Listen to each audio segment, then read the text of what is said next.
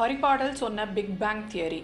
விசும்பில் ஊழி ஊழ் ஊழ் செல்ல என தொடங்கும் பாடல் எண் 2வது. இது கீரந்தையார் என்னும் புலவர் எழுதியது. பண் வகுத்தவர் நன்னாகனார். பண் பாலையாள். அதாவது 1927 ஃபாதர் ஜார்ஜ் லெமாண்டேர்ங்கிறவர் தான் பிக் பேங் மாடலை சொல்கிறாரு.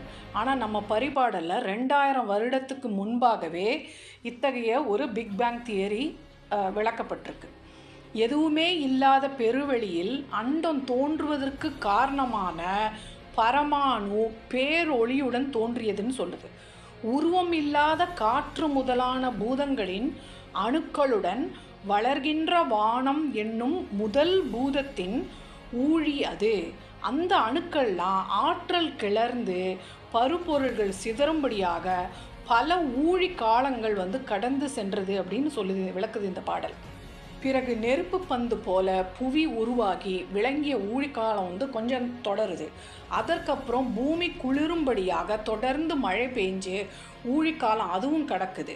அவ்வாறு தொடர்ந்து மழை பெஞ்சதுனால பூமி வெள்ளத்தில் மூழ்கியதாகவும் மீண்டும் மீண்டும் வெள்ளத்தால் நிறைந்த உலகில் உயிர்கள் உருவாகி வாழ்வதற்கு ஏற்ற சூழல் தோன்றியது.